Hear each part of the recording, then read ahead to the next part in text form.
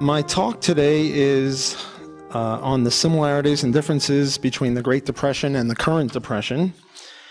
And I'm writing a paper with my good friend and many times co-author, Bill Barnett. Speaking of co-authorships, I remember Tom Woods was once at an Austrian Scholars Conference, and there was a room of about 200 or 300 people, and he said, well, I'm the only one in the room who's never co-authored an article with Walter Block. Happily, that's changed. Tom and I, he's now one of my co-authors. My email address is wblock@loino.edu, and if you didn't get it now, I'll mention it later. And you can get my email address through the Mises Institute web. The reason I'm mentioning it is that this paper is sort of a work in progress, and we need all the help we can get. So if you've got any ideas to help us with this paper, there was a young lady who was talking about demographics, and that was very helpful. Hi. So if other people have other suggestions as to how we can improve this, that would be very welcome. Before I get into it, two more introductory kinds of things. First, we have to figure out what to call this modern depression. I mean, if we can't call it something, then, we're in trouble. We already have the Great Depression, so what is the one that we now have? I've got some notes here, and I need a lot of help. Should it be the Greenspan-Bernanke Depression? Should it be the Bush-Obama Depression? Should it be the Grand Kahuna Depression? How about the Gigantic Depression? The mother of all depressions. You can see Bill Barnett and I have been working hard to try to figure out this very important, crucial question. How about the financial panic? How about the Yes We Can Depression?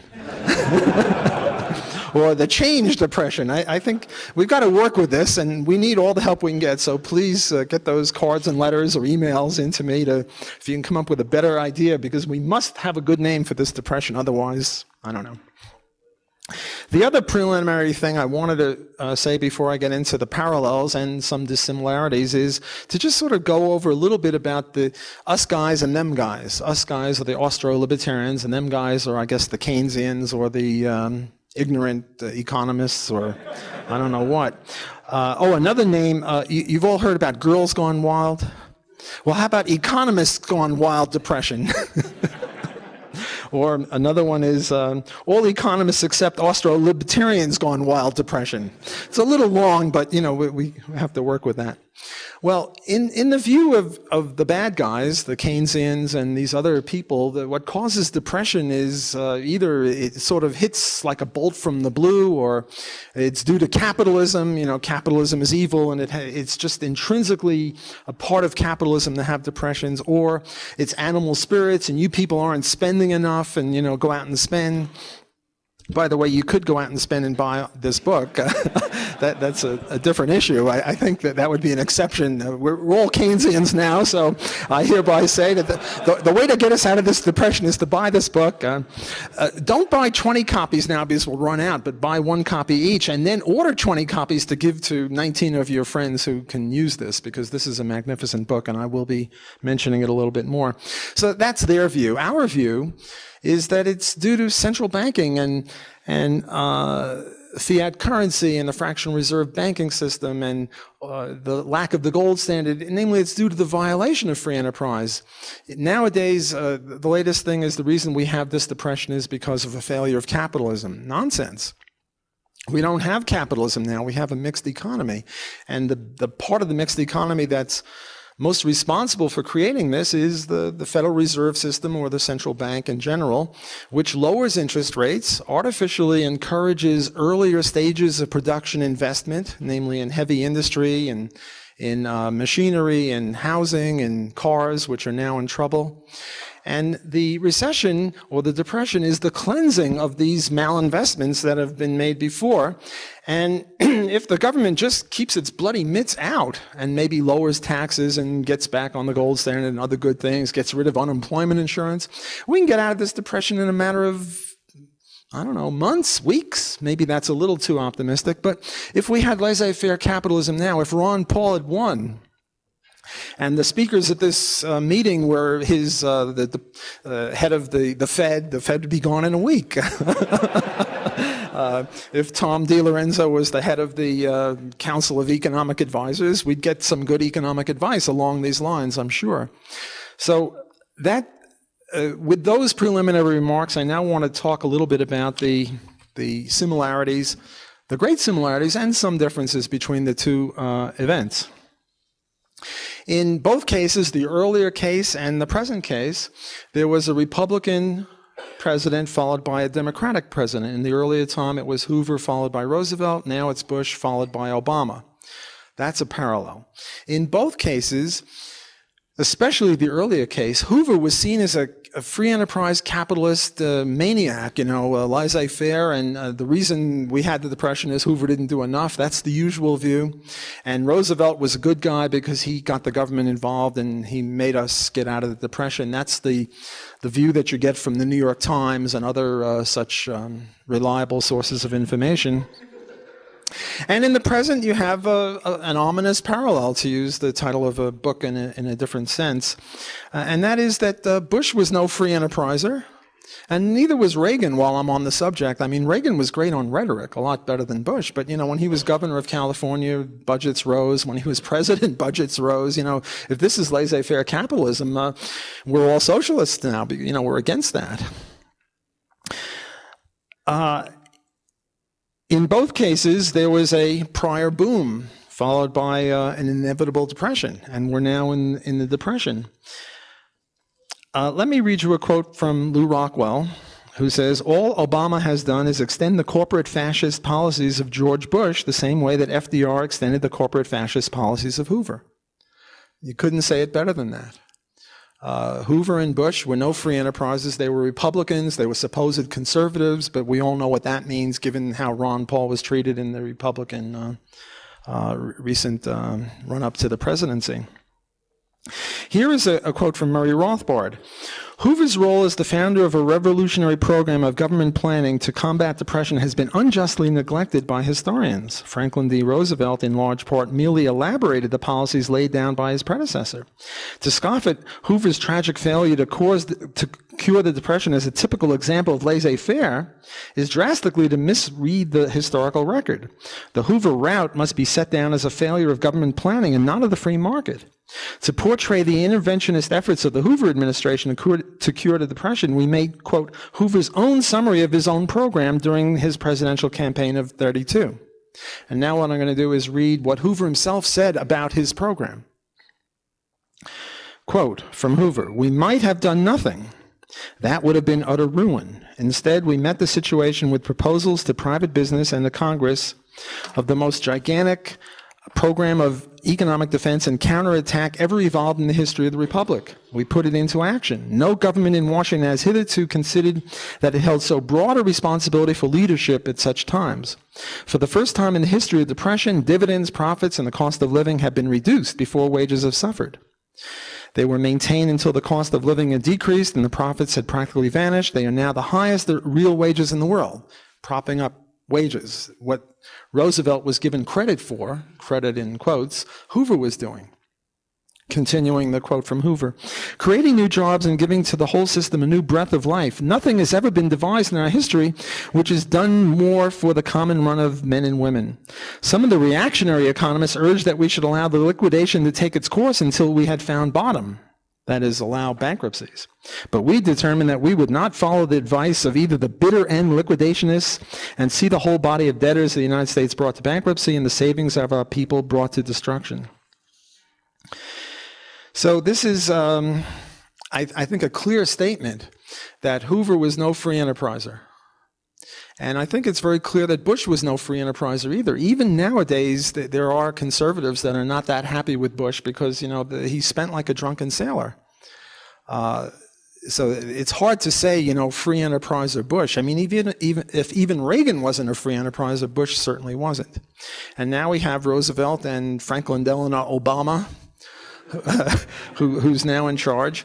And there are many, many parallels. Take international trade as one area where there can be parallels. Well, we had the Smoot-Hawley tariff in the, I guess that was in the 30s, early 30s. which just put the kibosh on free trade.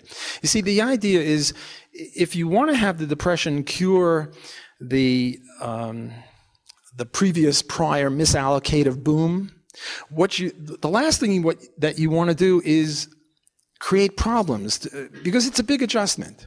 And look, the market doesn't work perfectly. It doesn't work instantaneously. We're not people who believe we're always at equilibrium. Namely, we're Austrian economists. We're not mainstream economists. So it would take time. And the last thing you want to do is to put the kibosh on the economy, mess it up in another way. In other words, the natural tendency of the economy is to move back toward where it should be. That's the impetus of laissez-faire capitalism. But every time you set up a roadblock, you slow down that process. And the Smoot-Hawley tariff was a gigantic roadblock. It just put the kibosh on international trade.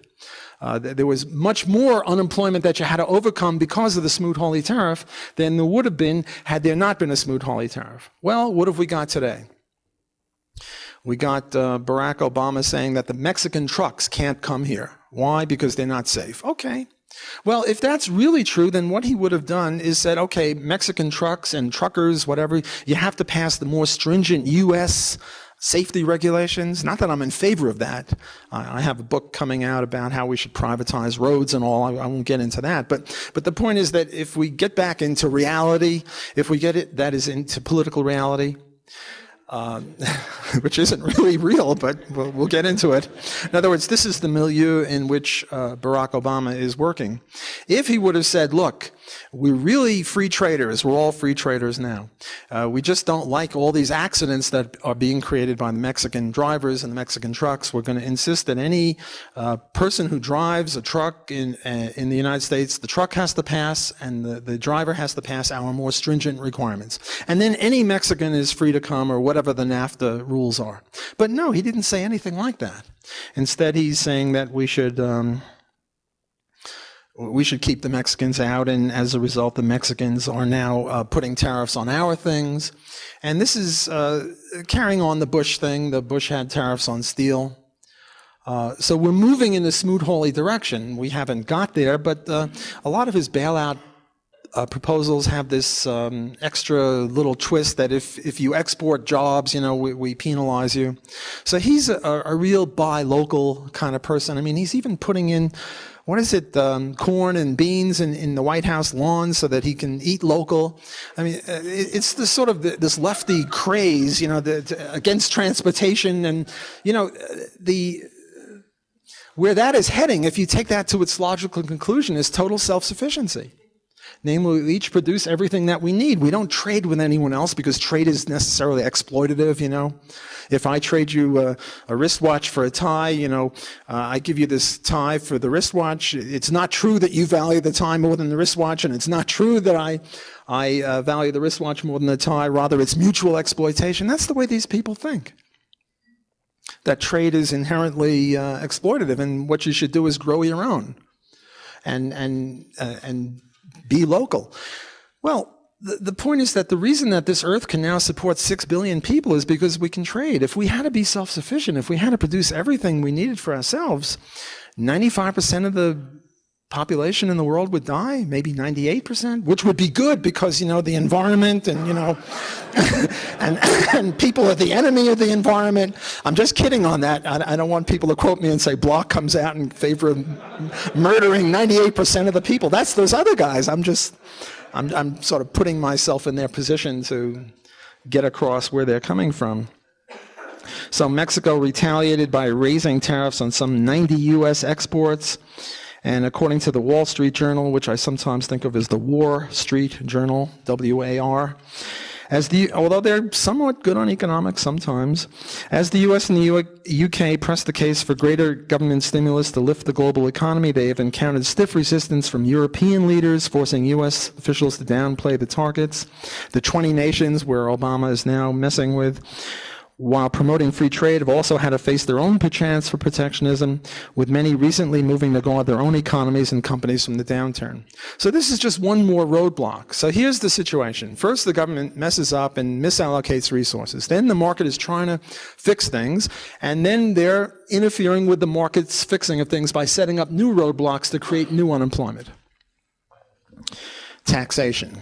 How do we compare the earlier days and the present days? Well, Hoover's Revenue Act of 32 included huge increases in the income tax, and by adding additional brackets at the upper end, made it all more progressive.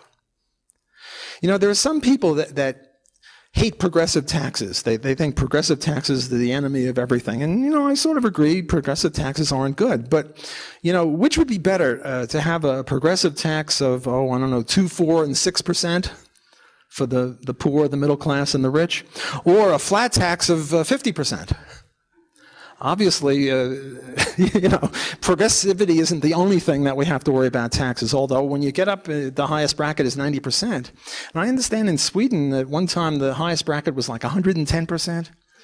That means if you earned an extra 100,000, you would pay taxes of 110,000. I mean, you have to be a genius to think of that. I mean, you know, the ordinary bureaucrat can't do that. And I think as a result, Bjorn Borg, who was a Swedish tennis player, very wealthy guy, moved to Monaco because, you know, who wants to pay 110% marginal taxes? Well, our man Obama is also into this. Notice he's going to lower taxes for all the good people and raise them for the bad guys.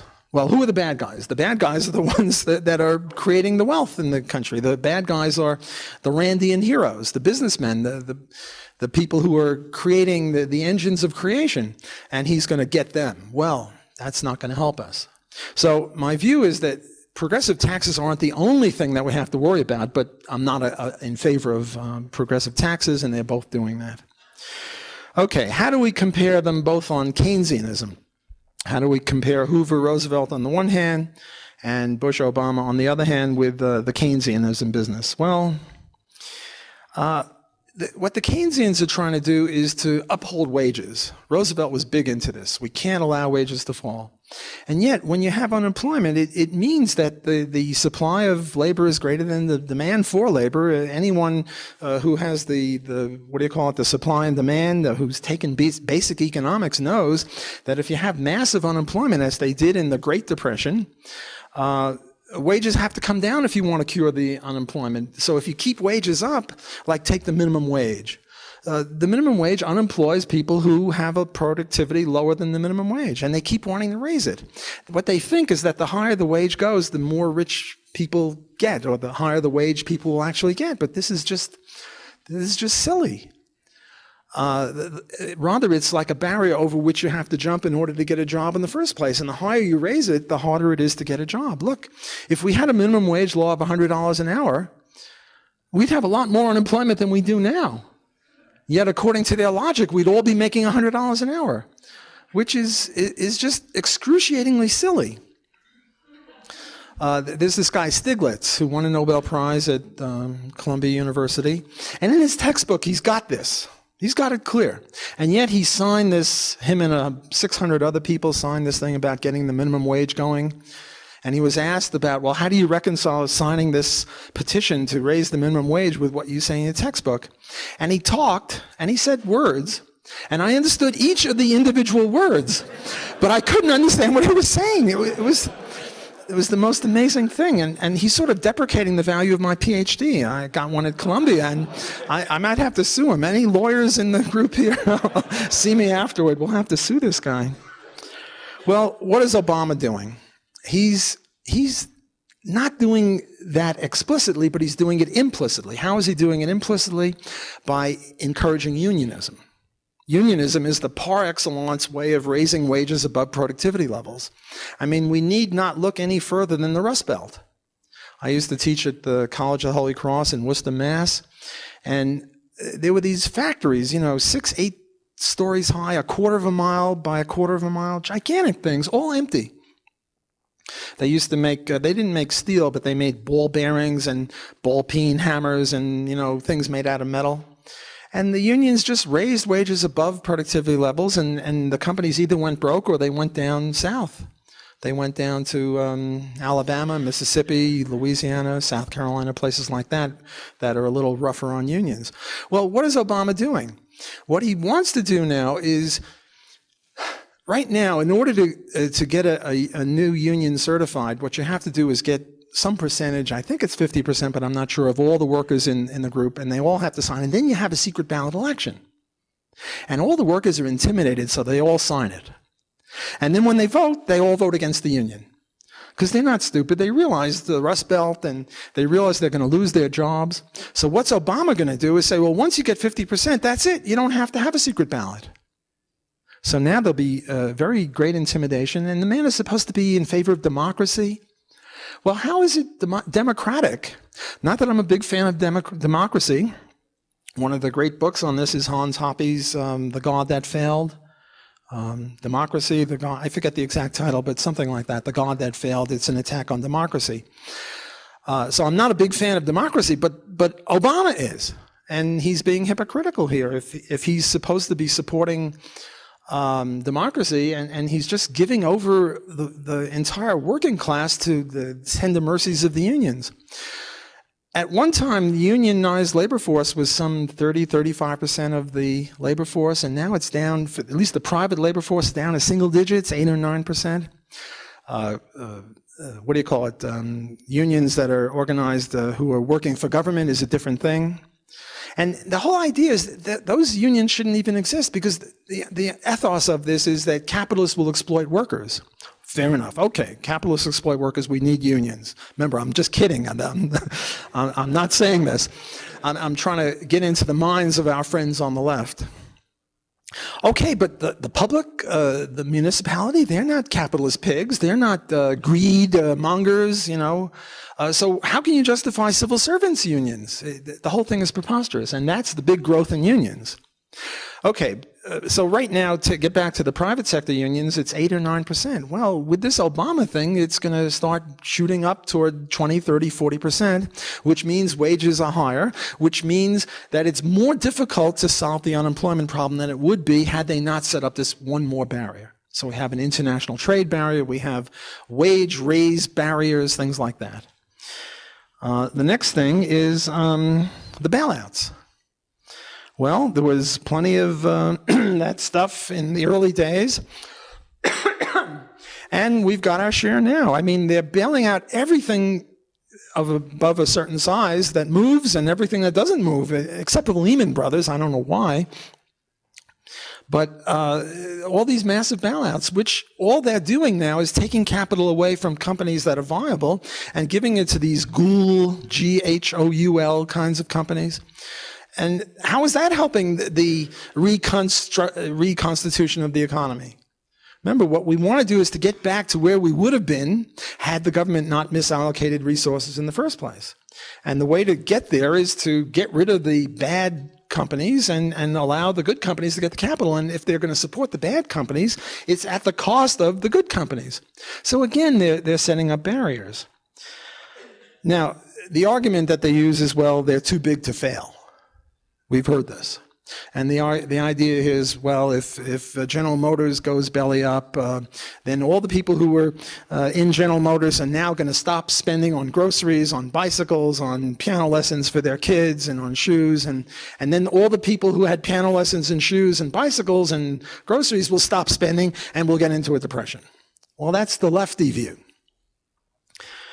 Totally wrong. I mean, Studebaker, where is Studebaker?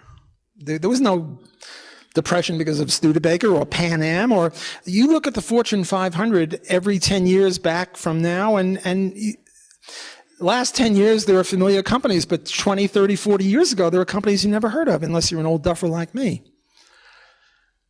The point is that we have this turnover in companies. There's nothing that says that a company has to exist. Just because it exists, it has to exist forever.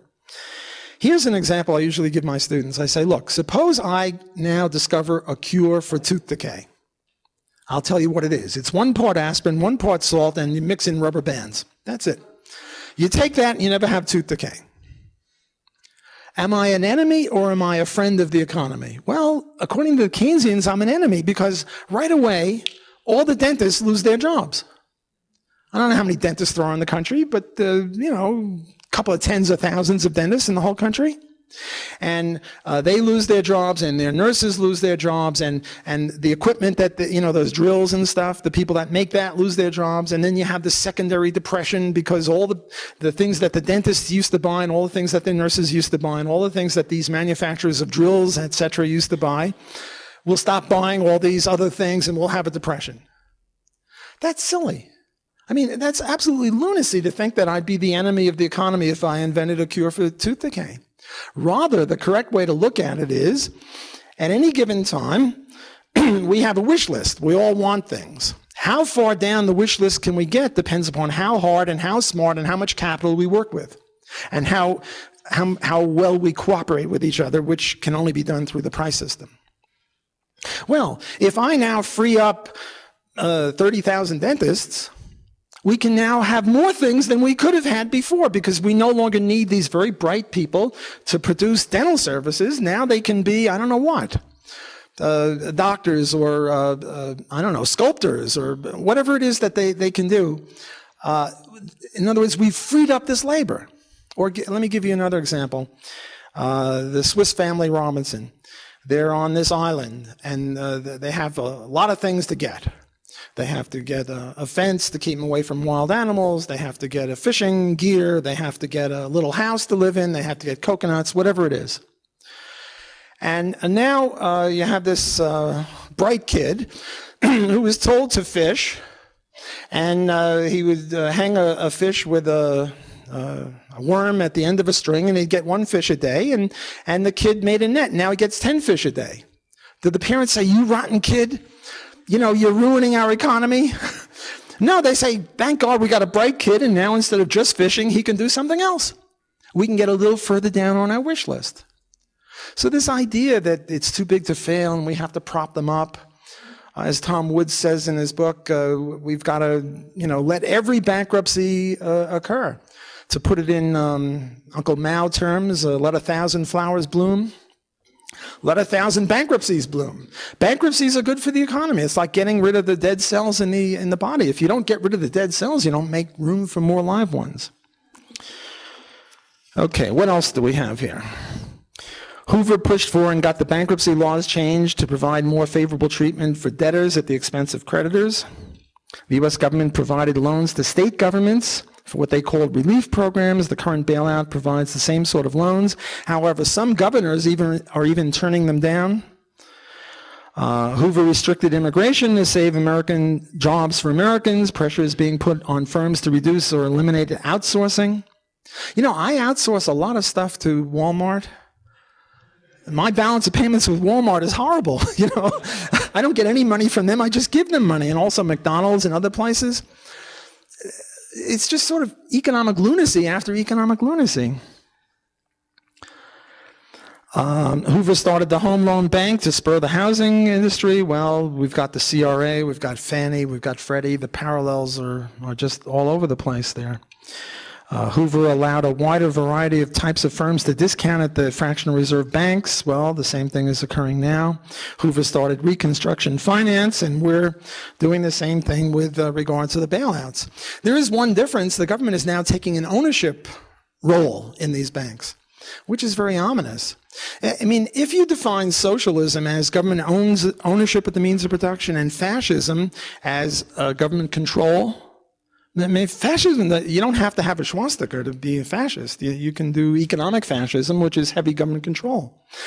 Well, what we've got is fascism and socialism with a little bit of free enterprise. Okay, there are many other parallels, but I'm running out of time. So let me talk about something else, and that is, these are the external things that I've just been going over. What about the internal? How are we, the Austro-Libertarian people, the free enterprisers, how are we situated to combat all this stuff compared to how we were situated to combat all this stuff in the earlier period? Everyone get what I'm getting at? Namely, what weapons do we now have compared to what weapons we had then? Well, the weapons we had then were Garrett Garrett, Benjamin Morton Anderson, Lionel Robbins, Gottfried Haberler, Friedrich Hayek, Ludwig von Mises, Henry Hazlitt. There are others, and if you could send me other names that I'm leaving out, please help me out. Who were the good guys then? Well, who are the good guys now? Well, high up on my list of good guys is the Mises Institute. And Jeff Tucker will tell you about how, maybe not at this session, but he has another one where he talks about just how well they're doing, how many books are getting out, how many hundreds and thousands of people are reading this stuff, how well the Mises blog is doing compared to other blogs like the UN blog or I don't know, the Council of Economics blog or other competing places like that. So the Mises Institute has to be one of the weapons that we now have that we didn't have then. So that's 1 point for the present. What else do we have? Well, we have Ron Paul. We didn't have a Ron Paul then. I mean, we talked about Bert Blumen passing away. Well, Ron Paul wrote this beautiful elegy to Bert Blumen, and he put it in the Congressional Record. I don't think we had a congressman or a senator in the 30s who, we had some better ones and worse ones, but we didn't have a Ron Paul. We also have a Tom Woods. We have this book, which is one of the most magnificent books that's ever been written. I was going to read a long quote from it, but I'm running out of time. The long quote I was going to read on the parallels are on page 106. So if you've got the book, look at page 106, and he's got a lot of parallels there. What else do we have? Well, Patrick Buchanan wrote a nice piece on LouRockwell.com, and if you people aren't reading LouRockwell.com every day, I'm going to take brownie points away from you. Read that. He had a very nice article talking about Tom Woods' book. If that's all we had, I'm not sure which way the thing goes. I mean, Mises and Hayek are pretty tough to meet. I'd have to sort of maybe vote for the earlier session. Notice I didn't mention Rothbard. When I first met Murray Rothbard in 1966, he knew every libertarian on the earth, on the planet, and I was an intimate of his. It was an amazing story. And there must have been 25 in the whole world, maybe 30. What happened is I made a trip all across the country from New York out to California, and in each city he would give me 2 or 3 names, and the people didn't know each other. It was amazing. Like somebody would be in Columbus, Ohio, 3 different people in Columbus, they never heard of each other. So I was sort of like a Johnny Appleseed getting people together. But nowadays, the Mises Institute does that. The fact is that you know each other here. You'll be sitting at tables with like-minded people. You'll trade cards. You'll trade business cards. You'll make new friends. That's one of the benefits of a session like this. Well, my thought is that we're in better shape than that because we stand on the shoulders of those guys. So it's not that we have to compare what we have now with Mises and Hayek and these other people and say, well, you know, they sort of get the nod. Rather, we have Mises and Hayek to stand on the shoulders of, and we can see further and do more thanks to them, and also, obviously, Murray Rothbard. It's true the bad guys stand on the shoulders of bad guys. Obama can stand on the shoulders of Keynes, but those shoulders are mushy. They'll fall through. It's not going to help much. I'm out of time. I just wanted to say it's an honor and a privilege to be here among friendly people. I've had a lot of trouble with Tom DiLorenzo inviting me to Baltimore, where it wasn't such a friendly audience. I was accused of racism and sexism. It's also on the Mises web. Everything worthwhile knowing is on the Mises web. So if you're interested in that, look it up. Thanks for your attention.